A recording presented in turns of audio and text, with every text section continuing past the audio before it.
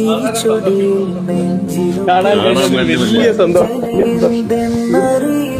ഞാൻ അങ്ങേ കാണാനാണ്. പല മതങ്ങളാകാൻ നിന്നില്ല. പള്ളിയും അമ്പലം മസ്ജിദും തൊട്ടതിനാർക്കും എതിരില്ല.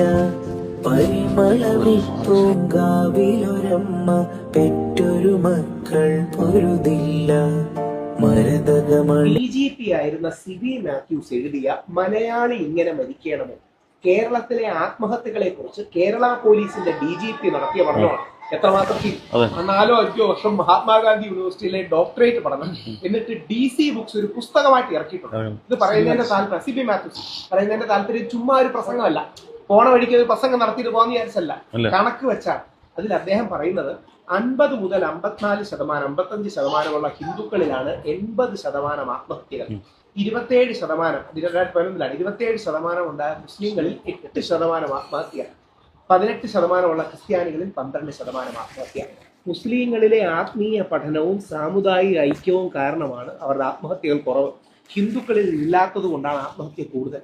ഇത് ക്രിസ്ത്യാനിയായ DGP ആയ വിവരാവകാശ കമ്മീഷണറായ സിബി മാത്യൂസിന്റെ പ്രൊഫൈലുള്ള ഒരു വ്യക്തി ഡോക്ടറേറ്റ് പഠനത്തിന് നടത്തിയ ഗവേഷണം, അതായത് കണക്കുകൾ ബേസ് ചെയ്തുള്ള ഗവേഷണം DC ബുക്സുകാർ ഇറക്കിയിരിക്കുന്നത്. അപ്പൊ ഞങ്ങൾ ഈ ഹിന്ദുക്കൾക്ക് ഈ ആത്മീയ പഠനമില്ല, ഈ പഠനമില്ലാത്തതാണ് ഞങ്ങളുടെ പ്രശ്നം. ഇനി ഞങ്ങളുടെ ഒരു പ്രത്യേകത എന്താന്ന് പറഞ്ഞാൽ, ഞങ്ങൾ ഹിന്ദുക്കളുടെ മാത്രമുള്ള പ്രത്യേകത, വേറെ ഒരു മതത്തിനും അവകാശപ്പെടാൻ കഴിയുന്ന പ്രത്യേകതയുണ്ട്. ഞങ്ങളുടെ എന്തെങ്കിലും ദൗർബല്യം ഉണ്ടെന്ന് ഞങ്ങളോട് ചൂണ്ടിക്കാണിച്ചാൽ ഞങ്ങളുടെ ആൾക്കാർ പറയും അത് നമ്മുടെ മഹത്വമാണ്, പോസിറ്റീവാണ്. ഞങ്ങളുടെ ആത്മീയ പഠനം ഇല്ലെന്ന് പറഞ്ഞാൽ പറയും നമുക്ക് ഭയങ്കര സ്വാതന്ത്ര്യമാണ്.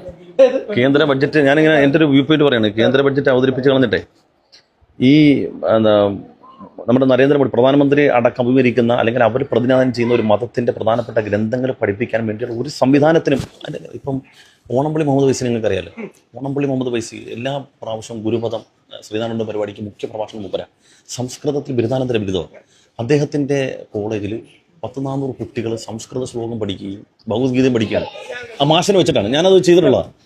അത്രയും ഊർജ്ജസ്വലതയും കർമ്മോത്സുകതയും പോലും ഒരു സമൂഹത്തെ വൈജ്ഞാനികമായി ഉദ്ധരിച്ചെങ്കിൽ മാത്രമേ സാമൂഹികമായി സാംസ്കാരികമായി ഉദ്ധരിക്കാൻ കഴിയുള്ളൂ. അത് നിൽക്കൂല.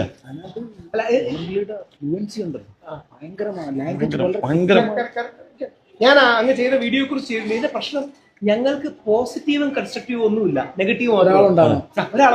ആരെങ്കിലും ഒരു ശത്രു മതി.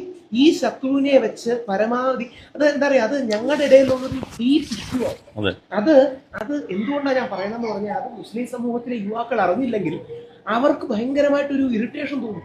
ഒരു കാര്യവും ഇല്ലാതെ എന്നോട് തീവ്ര പേര് പറയാൻ കഴിയാത്ത അത്ര സ്റ്റേച്ചറുള്ള നേതാക്കളുണ്ട്. നമ്മളെല്ലാ ദിവസവും രാവിലെ സോഷ്യൽ മീഡിയയിൽ എന്തെങ്കിലും ഇടും, കത്തുവും നോക്കും.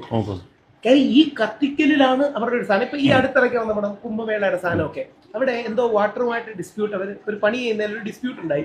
ഹിന്ദു തന്നെ ഏതോ ഒരു ഉദ്യോഗസ്ഥൻ കൊണ്ടുപോയി നോട്ടീസ് കൊടുത്തു. പെട്ടെന്ന് ചാടി ഇറങ്ങി, എന്താ മലപ്പുറത്ത്